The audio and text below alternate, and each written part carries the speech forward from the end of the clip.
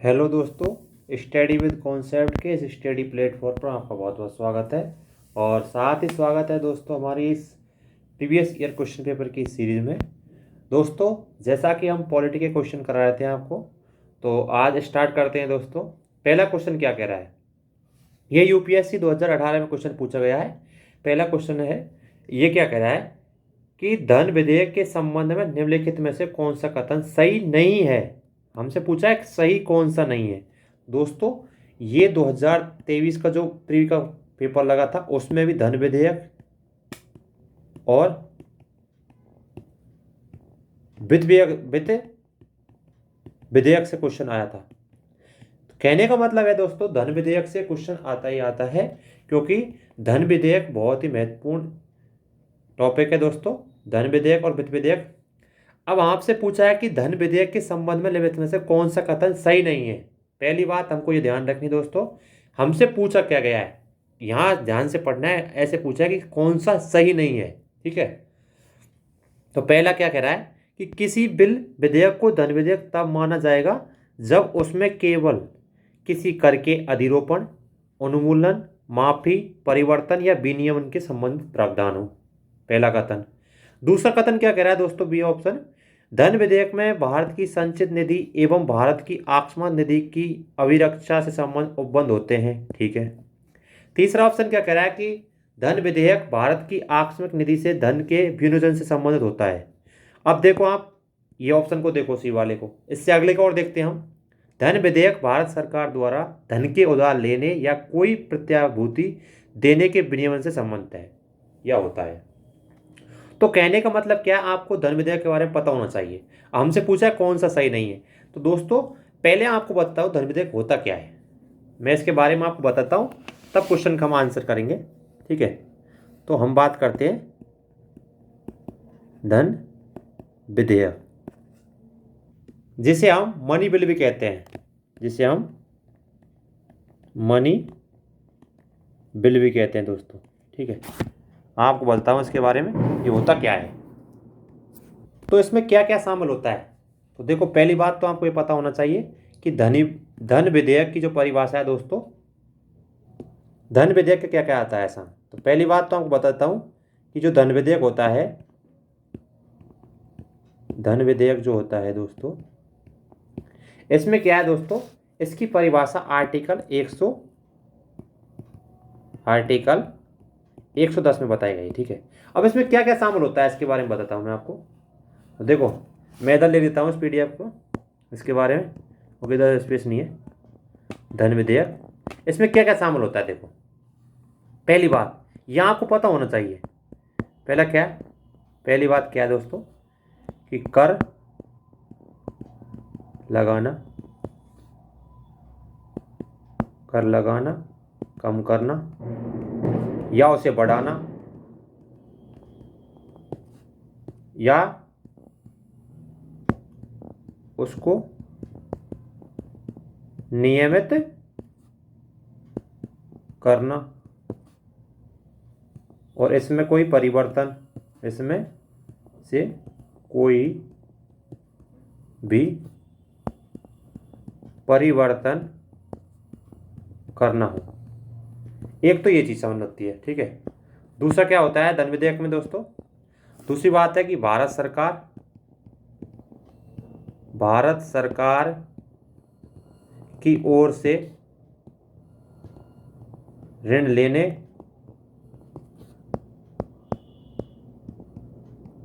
नियमित करना या किसी अधिभार में कोई परिवर्तन करना हो, तो भी धन विधेयक के अंतर्गत आता है। तीसरी बात क्या है दोस्तों, तीसरी बात है कि जो भारत की संचित निधि है, भारत की संचित निधि में से, या फिर भारत की संचित निधि या फिर आकस्मिकता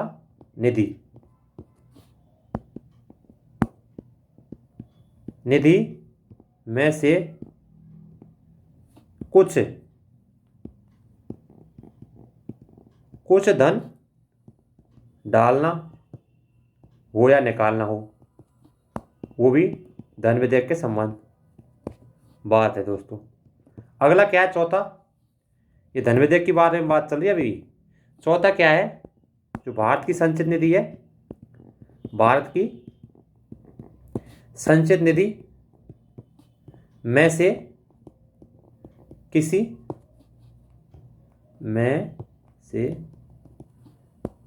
किसी व्यय संबंध में धन दिया जाना, वो भी धन विधेयक के संबंध में बात है। ठीक है, इसके अलावा पांचवी बात क्या है दोस्तों, पांचवी बात है कि भारत की जमा पूंजी में से किसी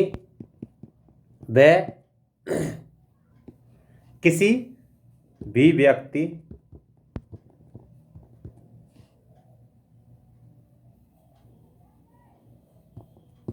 के लिए जाने की घोषणा करना। इसके अलावा भारत की संचित निधि, और छठा क्या है, अगर आपको इसमें समझ में नहीं आ रहा तो दोस्तों तो आप पूछ सकते हैं, लेकिन मैं ऐसे शब्द लिख रहा हूँ जो आपको समझ में आ जाएंगे। वैसे तो ये पेन्स की बड़ी प्रॉब्लम है इसमें, तो इसमें राइटिंग भी कमज़ोर बैठती है दोस्तों। भारत की संचित निधि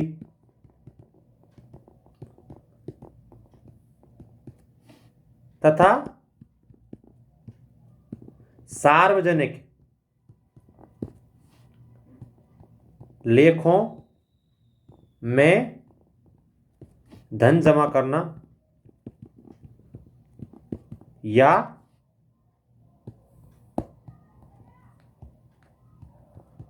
लेखों की जांच पड़ताल करना, ये सभी आते हैं। ये सभी बात है ना धन विधेयक के संबंध में बात, ये बात। और हमसे पूछा गया है कि कौन सी बात धन विधेयक के संबंध में नहीं है। मैं इस पेन को छोटा कर देता हूं, इसकी नोक को, ताकि आपको और सही समझ में आ जाएगी। हमसे पूछा क्या गया है, अगर आपने धन विधेयक पढ़ा हो तो ये सभी बातें हैं। अब आपको देखना है कि इसमें से कौन सी बात सही नहीं है। तो देखो दोस्तों, किसी बिल के धन विधेयक तब माना जाएगा जब केवल उसे कर, अधिरोपण, अनुमूलन, माफी, परिवर्तन, विनियम। देखो ये बात तो सब, ये जो सभी बात बताई है, ये बात तो इसमें हो रही है सिद्ध कि भारत सरकार की ओर से ऋण लेना, नियमित करना और किसी अधिभार में कोई परिवर्तन करना, ठीक है, या कम करना कर को। तो कर के बारे में बात चल रही है ना, कर का अधिरोपण, जो पहला जो तो वो है इसमें दे रखा है। अगला दे रखा है कि धन विधेयक में भारत की संचित निधि एवं भारत की आक्ष्म निधि की अभिरक्षा के संबंध उपबंध होते हैं। तो ये बात भी बिल्कुल सही है दोस्तों। कैसे सही है, ये तीसरा देखो, तीसरी बात जो मैंने लिखी है, भारत की संचित निधि या आकस्मिक निधि के कुछ धन डालना या निकालना हो, तो ये बात भी सही है। और हमसे पूछा क्या गया है दोस्तों, हमसे पूछा गया है कि कौन सी बात सही नहीं है धन विधेयक को लेकर। अगला ऑप्शन देखते हैं कि धन विधेयक भारत की आकस्मिकता निधि से धन के विनियोजन से संबंधित होता है। तो दोस्तों केवल और केवल आकस्मिक निधि से संबंध नहीं होता है, यह संचित निधि से संबंधित होता है। और यही ऑप्शन दोस्तों इसमें गलत है, और यही इसका आंसर दोस्तों। तो इसका आंसर है सी।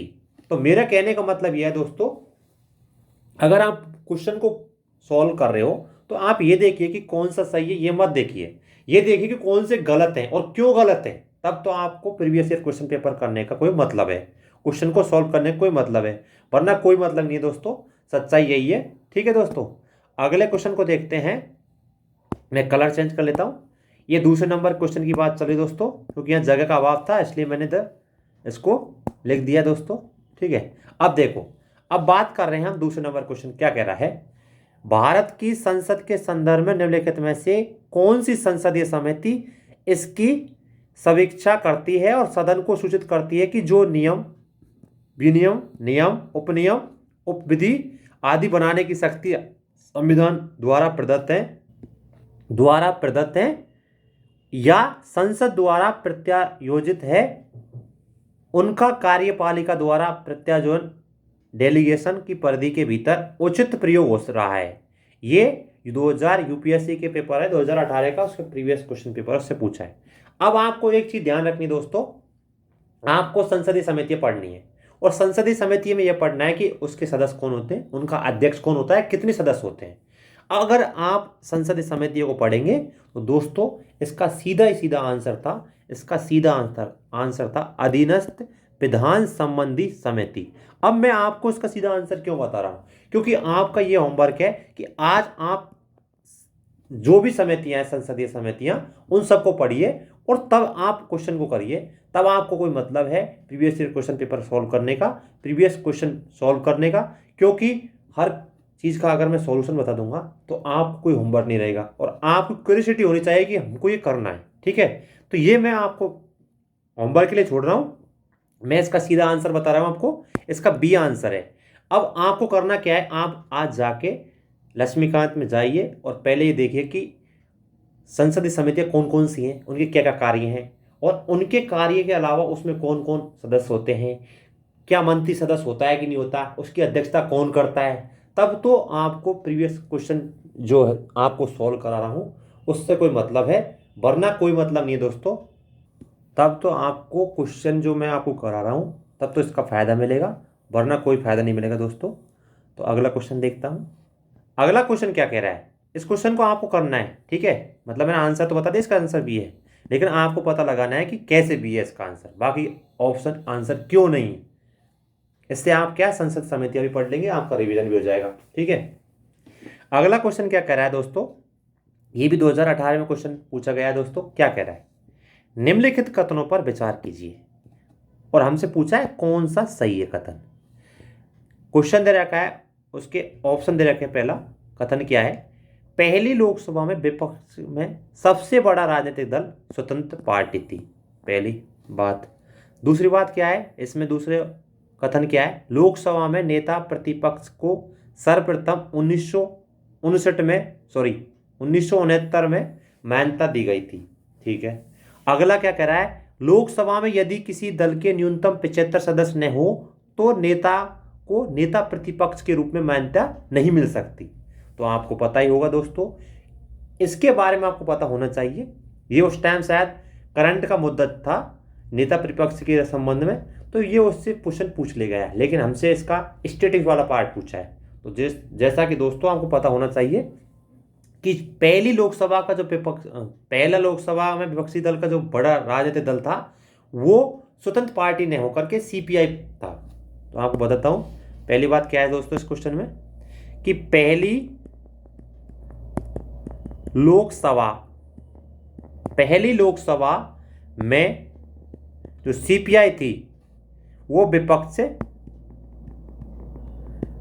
की सबसे बड़ी पार्टी थी, सबसे बड़ी पार्टी थी, ठीक है, पार्टी थी, न कि स्वतंत्र पार्टी। स्वतंत्र पार्टी इसमें विपक्ष बिल्कुल नहीं थी दोस्तों। तो पहला कथन तो गलत हो गया आपका। अगर पहला कथन गलत हो जाता तो वैसे ही ऑप्शन निकालते, 2 ऑप्शन बचते। अगला कथन देखते हैं, लोकसभा में नेता प्रतिपक्ष को सर्वप्रथम 1969 में विपक्ष की मान्यता दी गई थी, ठीक है। तो ये बात बिल्कुल सही है। 1969 में राम सुभग सिंह था, एक विपक्षी दल का नेता था, विपक्ष का नेता था, के रूप में मान्यता दी गई थी, इसे के रूप में मान्यता दी गई थी, ठीक है। और हमसे ये तो बोला है इस कथन में कि लोकसभा में नेता प्रतिपक्ष के सर्वप्रथम 1969 में मान्यता दी गई, बिल्कुल बात सही दोस्तों। तो दूसरी बात सही है और पहली अगर गलत है, दूसरी सही है पहली गलत है दोस्तों, तो सीधा ही आंसर आ रहा है दोस्तों। क्या सीधा अभी भी नहीं आ रहा आंसर इसका, ठीक है। अगला और देखते हैं, लोकसभा में यदि किसी दल के न्यूनतम 75 सदस्य न हो तो नेता को नेता प्रतिपक्ष के रूप में मान्यता नहीं दी जाती। तो दोस्तों इसका पता होना चाहिए आपको। इसमें नियम होता है कि जो लोकसभा की सीटें हैं, टोटल सीट कुल सीट जो होती है लोकसभा की वो कितनी होती है, 545। अब इसमें क्या है कि 10% होना चाहिए, कम से कम 10% होनी चाहिए सीट, तभी वो नेता प्रतिपक्षी बनेगा, नेता प्रतिपक्ष बनेगा। कब बनेगा? जब लोकसभा में उसके जो दल है, कोई भी दल जिसका 10% होना चाहिए टोटल का, टोटल कितनी 545 लोकसभा में सीट, उसका 10%, कहने का मतलब है 54.5 इतनी सीट होनी चाहिए। कहने का मतलब टोटल हम मान सकते हैं लगभग कितनी दोस्तों, 55 सीट होनी चाहिए। तब वो क्या है, लोकसभा का नेता प्रतिपक्षी बनेगा वो, ठीक है, वो दल जो है। तो दूसरा और तीसरा सही है कथन, तो इसलिए इसका आंसर हो गया सी। ये आपको आजकल जो पेपर लग रहे हैं, यूपीएससी जो पैटर्न बदला है उसमें ऑप्शन को लेकर बदला है दोस्तों। अब क्या है, ऑप्शन केवल एक है, केवल दो है, तो अगर ऐसा कोई ऑप्शन होता तो इसमें आंसर होता केवल दो। ठीक है दोस्तों, अगला क्वेश्चन देखते हैं दोस्तों। ये क्वेश्चन क्या कह रहा है कि भारत की संदर्भ के संदर्भ में निम्नलिखित कथनों पर विचार कीजिए। ठीक है, और हमसे पूछा है कौन सा सही है, कथन दे रखे, हमसे पूछा है कौन सा सही है। बोला है कि गैर सरकारी विधेयक ऐसा विधेयक है जो संसद के ऐसे सदस्य द्वारा प्रस्तुत किया जाता है जो निर्वाचित नहीं है किंतु भारत के राष्ट्रपति द्वारा नाम निर्दिष्ट है, मतलब भारत के राष्ट्रपति द्वारा मनोनीत किया गया है उसे। ठीक है, दूसरा कथन कर रहा है कि हाल ही में भारत की संसद के इतिहास में पहली बार एक गैर सरकारी विधेयक पारित हुआ। ठीक है दोस्तों, अब देखो आपको पता होना चाहिए, पहली बात तो आपको यह पता होना चाहिए कि गैर सरकारी विधेयक होता क्या है। तो गैर सरकारी विधेयक ये होता क्या है, इसके बारे में आपको पता होना चाहिए। क्या होता है दोस्तों कि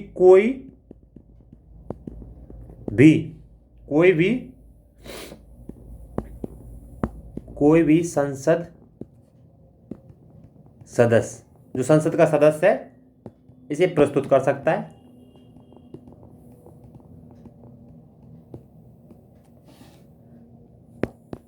जो मंत्री न हो, पहली बात इसमें शर्त है कि मंत्री नहीं होना चाहिए।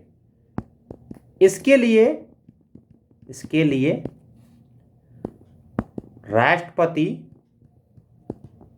द्वारा नामित जो सदस्य है, सदस्य मैं लिख देता हूं सही और ढंग से, सदस्य होने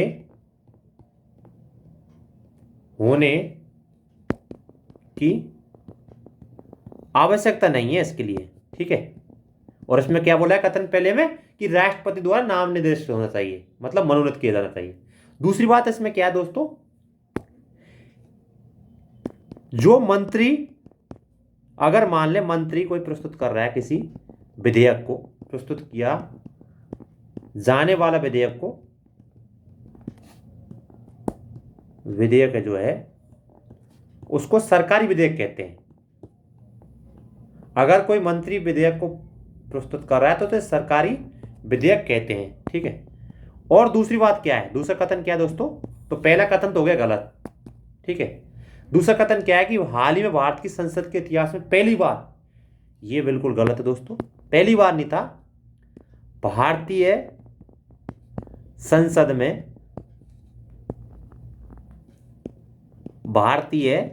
संसद में स्वतंत्रता से लेकर अब तक, ये बात है 2017 जो पेपर लगा तब तक की बात कर रहा हूं मैं, अब तक कितनी बार, 14 बार गैर सरकारी विधेयक प्रस्तुत किया जा चुका है, सरकारी विधेयक प्रस्तुत किए जा सके हैं। कितने, 14। और हमसे बोला क्या इसमें कि पहली बार हो रहा है, ऐसा नहीं है। देखो दोस्तों सीधी सी बात है, इसका आंसर है डी, न पहला और न ही दूसरा, दोनों ही गलत है। अगला क्वेश्चन देखते हैं दोस्तों, यह संसदीय पार्लियामेंट्री सिस्टम के लिए पूछा है कि संसदीय स्वरूप में शासन का प्रमुख लाभ क्या है, लाभ क्या है दोस्तों। अब आप देखिए बिल्कुल बेसिक क्वेश्चन है, आपको आना चाहिए वैसे ही क्वेश्चन। पहला क्या कर रहा है, कार्यपालिका और विधान मंडल दोनों स्वतंत्र रूप से कार्य करते हैं, स्वतंत्र रूप से कार्य करते हैं, ये गलत है भाई। कैसे गलत है मैं आपको, कार्यपालिका जो है विधानमंडल के प्रति उत्तरदायी बनी होती है, न कि स्वतंत्र, तो ये बात होगी गलत। यह नीति की निरंतरता प्रदान करता है और यह अधिक दर्शन बनाता है। भाई ऐसा कुछ इसमें अलग से नहीं है बात। तीसरा क्या है दोस्तों, कार्यपालिका विधान मंडल के प्रति उत्तरदायी बनी रहती है। ठीक है। अगला ऑप्शन क्या है, सरकार के अध्यक्ष को निर्वाचन के बिना नहीं बदला जा सकता। ऐसा कुछ नहीं है भाई, संसदीय स्वरूप के बारे में ऐसा कुछ नहीं है। मेन चीज क्या है, हमसे पूछा क्या गया, लाभ क्या है हमारा, तो लाभ है दोस्तों सी। कैसे, सी ऑप्शन आंसर इसका, कि कार्यपालिका जो होती है दोस्तों, जो कार्यपालिका होती है, कार्यपालिका जो होती है अर्थात कार्यपालिका अर्थात मतलब सरकार के बारे में बात चल रही है यहाँ पे। सरकार जो होती है दोस्तों वो विधानमंडल के प्रति क्या होती है दोस्तों, उत्तरदायी होती है। क्या होती है दोस्तों, उत्तरदायी होती है। और दूसरी बात, जो कार्यपालिका होती है दोस्तों, कार्यपालिका जो होती है कि मतलब स्वच्छता, कहने का मतलब है कार्यपालिका की स्वच्छंदता पर जो विधानमंडल होता है, विधानमंडल पर रोक लगाती है, मतलब स्वतंत्र नहीं हो सकती। इसका मतलब क्या है दोस्तों, यहां पे स्वतंत्र ही है इसका मतलब। ठीक है, ये स्वतंत्र नहीं हो सकती, और हमसे बोला गया है पहले ऑप्शन में कि स्वतंत्र हो सकती, तो ऐसा गलत है भाई दोस्तों। इसका मेन मोटिव होता है, इसका मेन लाभ ये होता है कि कार्यपालिका जो होती है सरकार, कार्यपालिका मतलब सरकार होता है, उसके जो विधानमंडल है उसके प्रति उत्तरदायी होती है, तभी वो क्या है, जवाबदेही भी होती है, तभी वो कार्य करती है। और इसलिए हम संसदीय प्रणाली को अपनाया, हमने संसदीय स्वरूप को अपनाया इंडियन कॉन्स्टिट्यूशन में, भारतीय संविधान में। ठीक है, आगे हम बात करते हैं अगले क्वेश्चन की। ये बड़ा ही सिंपल क्वेश्चन है, आपको आना चाहिए। अगर आपने संसद पढ़ा है, पार्लियामेंट पढ़ा है, तो ये क्वेश्चन आना ही चाहिए दोस्तों। क्वेश्चन क्या कह रहा है कि भारत की संसद किसके और किन के द्वारा मंत्रिपरिषद के कृत्यों के ऊपर नियंत्रित करती है। आखिरकार संसद जो नियंत्रित करती है मंत्रिपरिषद को, कौन कौन से कार्य हैं ऐसे, ये पूछा है। स्थगन प्रस्ताव, प्रश्नकाल, अनुपूरक प्रश्न। तो दोस्तों आपको पता होना चाहिए, ये तीनों ही प्रस्ताव जो होते हैं, तीनों ही चीज है वो संसद के द्वारा मंत्रिपरिषद के कृत्यों को नियंत्रित किया जाता है। इन तीनों द्वारा, ये तीनों दे रखा है कि स्थगन प्रस्ताव, दूसरा क्या दे रखा है, प्रश्नकाल, और तीसरा क्या दे रखा है दोस्तों, अनुपूरक प्रश्न। तो ये तीनों के द्वारा मंत्रिपरिषद के कृत्यों के ऊपर नियंत्रण लगाती है संसद। कैसे, देखो, पहली बात, स्थगन प्रस्ताव होता क्या है दोस्तों, आपको पता होना चाहिए। स्थगन प्रस्ताव जब कोई अति आवश्यक महत्व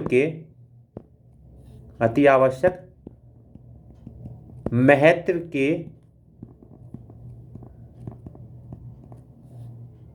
मामलों को सदन में उठाया जा सकता है। इसके द्वारा क्या है, कोई अति महत्वपूर्ण कोई सदन में कोई मामला लाना है, तब ये स्थगन प्रस्ताव लाया जाता है। इसके अलावा जो प्रश्नकाल होता है दोस्तों, प्रश्नकाल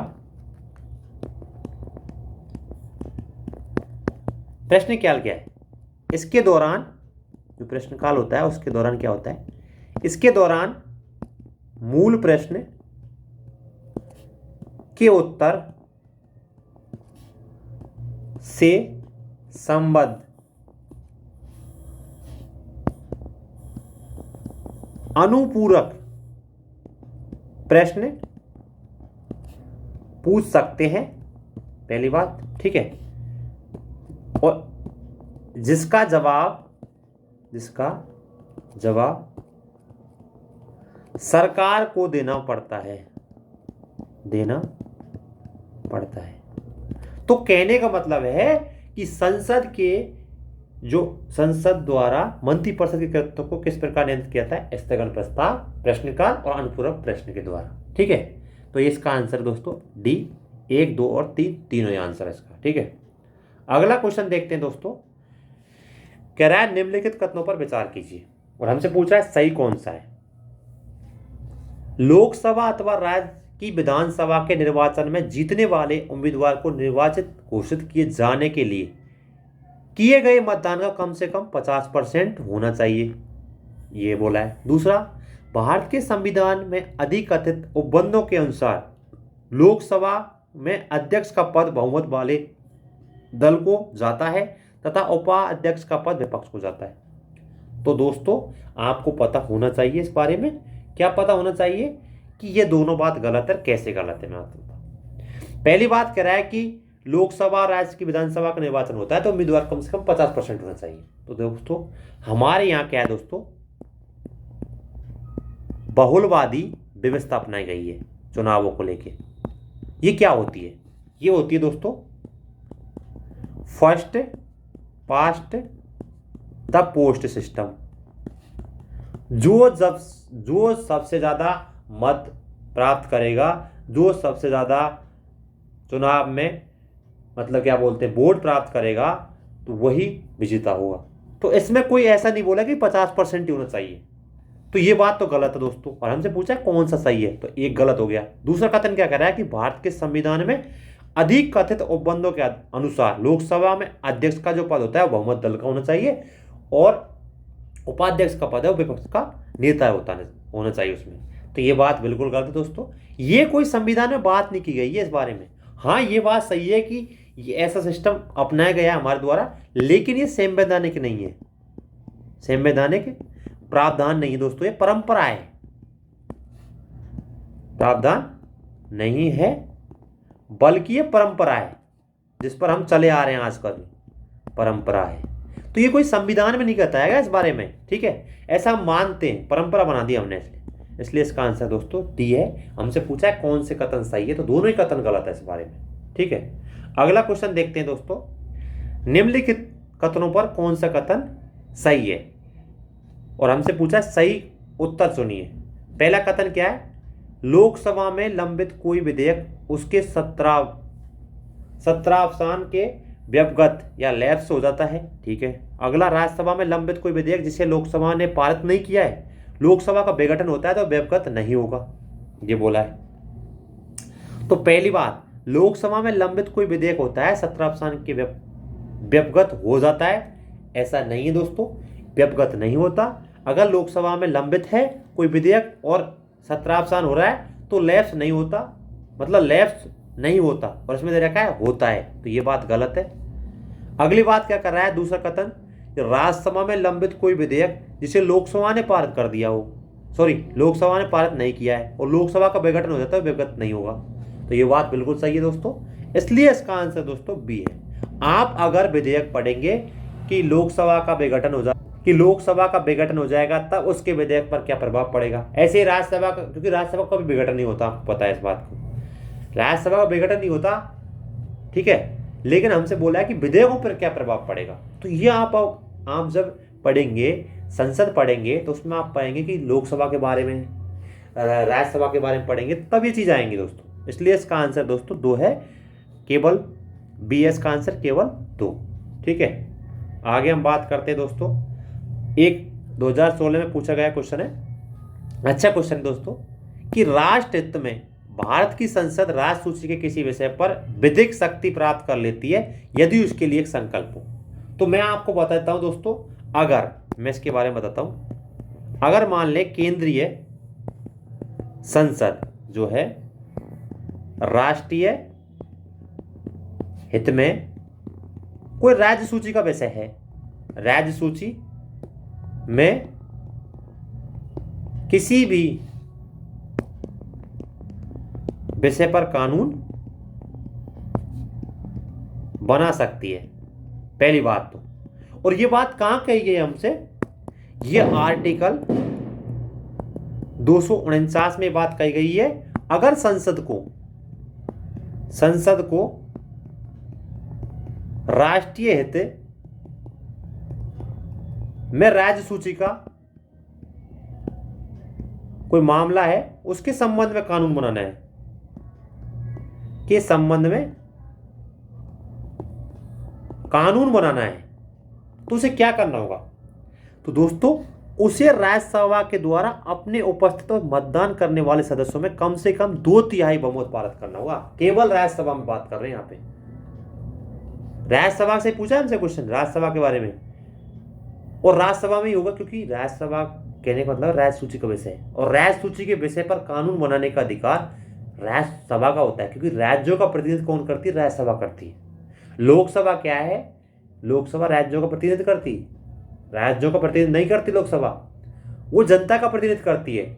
जो एमपी चुन के जाते हैं, मेंबर ऑफ पार्लियामेंट जो चुन के जाते हैं, उनका प्रतिनिधित्व करती है लोकसभा, जबकि राज्यसभा राज्यों का प्रतिनिधित्व करती है जो अप्रत्यक्ष रूप से चुने जाते हैं। ठीक है, इसलिए दोस्तों इसमें इसका आंसर है दोस्तों डी। आपको पता ही होगा, अगर कि कोई भी राज्य सूची का विषय है, अगर राज्यसभा उस पर कानून बना रही है तो उसमें क्या करेगी? राज्यसभा कोई कानून बना रही दोस्तों तो उसमें क्या करेगी?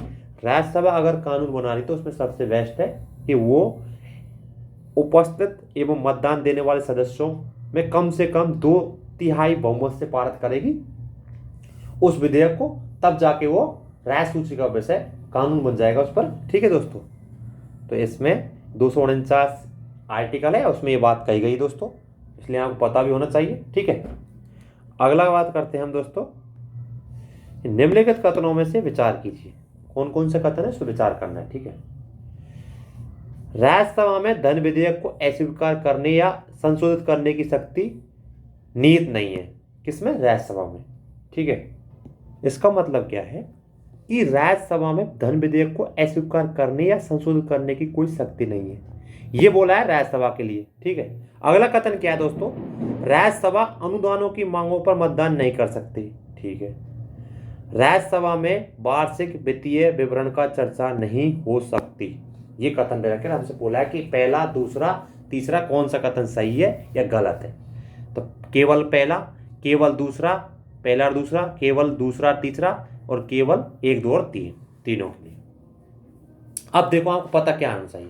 पहली बात तो पता ये होनी चाहिए कि राज्यसभा में अगर दोस्तों, पहली बात, राज्यसभा में धन विधेयक को अस्वीकार करने और संशोधित करने की कोई शक्ति निहित नहीं होती। कहने का मतलब है राज्यसभा धन विधेयक को केवल 14 दिन तक रख सकती है अपने पास। किसको? धन विधेयक को।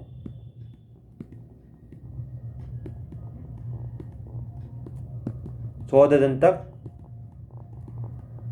रख सकती है। ठीक है, धन विधेयक को केवल 14 दिन तक रख सकती है। ठीक है, अगली बात, ये बात गलत है, सॉरी, ये कह रहा है कि इसमें कोई शक्ति नहीं होती, ये बात बिल्कुल सही है क्योंकि वो 14 दिन तक ही रख सकती है, तो ये कथन सही है। दूसरा कथन, राज्यसभा अनुदानों की मांगों पर मतदान नहीं कर सकती, ये बात सही है क्योंकि राज्यसभा नहीं कर सकती, अनुदानों की मांगों पर जो मतदान करती है वो लोकसभा करती है, तो ये बात भी सही है। अगला क्या कह रहा है? राज्यसभा में वार्षिक वित्तीय विवरण पर चर्चा नहीं हो सकती, तो चर्चा तो हो सकती है लेकिन उसमें संशोधन नहीं हो सकता, कहने का मतलब है, तो इसलिए गलत है दोस्तों। तो इसका आंसर क्या आया? इसका आंसर आया बी। तो जैसा कि दोस्तों हमने 10 क्वेश्चन ही कराया आपको, प्रीवियस ईयर क्वेश्चन जो पेपर है उनसे पॉलिटी के, आपने क्या सीखा इसमें से? मेरे कहने का मतलब, आपको सीखने का मतलब है यहाँ पे कि मैं आपको क्वेश्चन करा रहा हूँ, आपको आंसर तो पता होगा लेकिन आपको जो आंसर नहीं है, जो ऑप्शन नहीं है आंसर में, वो क्यों नहीं है ये पता होना चाहिए और उनके बारे में बिल्कुल डिटेल पता होनी चाहिए। क्योंकि पहले के क्वेश्चन जो ये 2017 का 16 के पेपर से क्वेश्चन लिए गए हैं, लेकिन आजकल का जो पैटर्न है वो बदल दिया, ये एलिमिनेशन पद्धति को हटा दिया है और आजकल क्या कर दिया, केवल 1 युग सही, केवल 2 युग में सही, केवल 3 युग में सही है। इसका मतलब क्या है कि आपको पूरे क्वेश्चन के बारे में पता होना चाहिए, पता होगा तभी तो आप क्वेश्चन का आंसर कर पाएंगे दोस्तों। तो मेरे कहने का मतलब यह है कि दोस्तों हमारे द्वारा जो ये पहल चलाई जा रही है, ये क्वेश्चन पेपर जो प्रीवियस ईयर क्वेश्चन पेपर है उनको लेकर, तो दोस्तों हमारा एक ही मतलब है इसमें, आपको एक प्रकार से समझ विकसित करना, आपकी समझ विकसित करना, ताकि आप जो आने वाली एग्जाम है उसमें किस प्रकार परफॉर्मेंस करें, क्योंकि प्रीवियस ईयर क्वेश्चन पेपर से आपकी एग्जाम के पैटर्न का पता चलता है, आपको उसी हिसाब से पढ़ना है दोस्तों। तो धन्यवाद दोस्तों यहाँ तक बना रहने के लिए।